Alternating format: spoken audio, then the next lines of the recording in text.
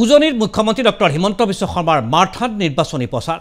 সোমবাৰে শিৱসাগৰ আৰু সোণাৰীত প্ৰচাৰ চলালে ৰাজ্যখনৰ মুখ্যমন্ত্ৰীগৰাকীয়ে শিৱসাগৰ যুৱদল প্ৰেক্ষাগৃহত বিজেপিৰ সাংগঠনিক সভাত অংশগ্ৰহণ কৰিলে মুখ্যমন্ত্ৰীয়ে শিৱসাগৰ বিধানসভা সমষ্টিৰ বিজেপি বিষয়ববীয়াসকলৰ সৈতে নিৰ্বাচন সন্দৰ্ভত আলোচনা কৰিলে মুখ্যমন্ত্ৰীয়ে আলোচনাৰ অন্তত সাংবাদিকৰ আগত তাৎপৰ্যপূৰ্ণ মন্তব্য মুখ্যমন্ত্ৰীৰ প্ৰথম পৰ্যায়ৰ নিৰ্বাচনৰ 5খন আসনত প্ৰতিদ্বন্দ্বিতা নহ'ব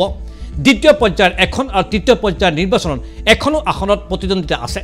শিৱসাগৰ সমষ্টিত এবাৰ ভালকৈ আগবাঢ়ি থাকিব ভাৰতীয় জনতা পাৰ্টীয়ে সাংবাদিকৰ আগত এই বিশেষ দাবী ৰাজ্যৰ মুখ্যমন্ত্ৰী ডক্টৰ হিমন্ত বিশ্ব শৰ্মা নিখিল ঘাট কংগ্ৰেছ কমিটিৰ সাধাৰণ সম্পাদক জিতেন্দ্ৰ সিঙে অসমৰ কংগ্ৰেছৰ ন্যায়পত্ৰ মুকলি কৰা সন্দৰ্ভতো প্ৰতিক্ৰিয়া প্ৰকাশ কৰিলে ৰাজ্যৰ মুখ্যমন্ত্ৰীগৰাকীয়ে ইফালে কংগ্ৰেছৰ আজি ভৱনত বহিবলৈ মানুহ নাই বুলি কটাক্ষ মুখ্যমন্ত্ৰীৰ আনহাতে কংগ্ৰেছৰ নেতা কৰ্মী বিজেপিত কিয় যোগদান কৰিছে বুলি সাংবাদিকে সোধা প্ৰশ্নৰ উত্তৰত মুখ্যমন্ত্ৰীৰ কৌশলী মন্তব্য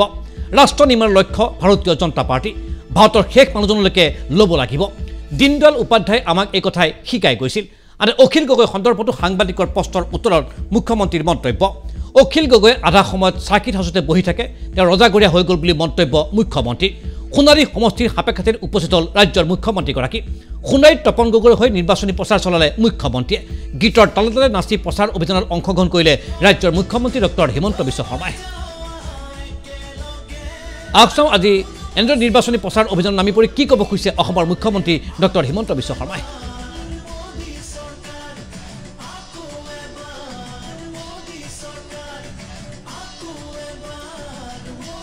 আজি 2 বছৰ 8 মাহত আমি 1 লাখ চৰকাৰী চাকৰি দিয়া আমি শেষ কৰিলো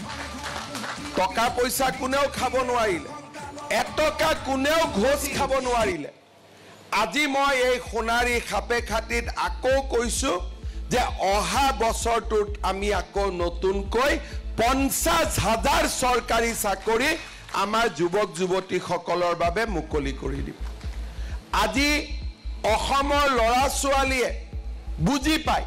যে আমাৰ ভৱিষ্যত আছে পঢ়া শুনা কৰিলে আমি চাকৰি পাম দৌৰিলে আমি পুলিচত ভৰ্তি হ'ব পাৰিম জুৱা কালিলৈকে মানুহে তাক বিশ্বাস কৰা নাছিল বোলে টকা নিদিলে ক'ত চাকৰি হ'ব আজি চাহ বাগিচাত 28টা মেডিকেল সিট আমি চাহ বাগিচাৰ বাবে সংৰক্ষণ কৰিলো আৰু এইবাৰ 3টা আৰু বঢ়াই দি আমি 31টা মেডিকেল সিট চাহ বাগিচাৰ বাবে দিম মই মুখ্যমন্ত্ৰী হোৱাৰ আগত অসমত চাহ বাগিচাৰ শ্ৰমিকৰ মজদুৰি আছিল 135 টকা আজি চাহ বাগিচাৰ শ্ৰমিকৰ মজদুৰি 252 টকালৈকে বৃদ্ধি পালে বাগিচাই বাগিচাই এম্বুলেন্স হল বাগিচাৰ লাইনত ৰাস্তা হল আজি বাগিচা সমূহত আমি নতুনকৈ হাই স্কুল স্থাপন কৰাৰ বাবে আগবাঢ়িলো গাঁৱত ৰাস্তা হল গাঁৱত প্ৰগতি হল গাঁৱত বিকাশ হল আৰু আজি মই আপোনালোকক আৰু এটা কথা ক'ব খুজিছো যে 2026 চনৰ বিধানসভা নিৰ্বাচনৰ আগতে আমি চৰাইদেউ চিকিৎসা মহাবিদ্যালয়ও আপোনালোকৰ সেৱাৰ বাবে মুকলি কৰি দিম ৰাজ্যৰ মুখ্যমন্ত্ৰী ডক্টৰ হিমন্ত বিশ্ব শৰ্মাৰ আজি নিৰ্বাচনী প্ৰচাৰ অভিযানৰ কেতবোৰ বিশেষ বক্তব্য আমি আপোনালোকক টেলিভিছন পৰ্দাত এই মুহূৰ্তত দেখুৱালোঁ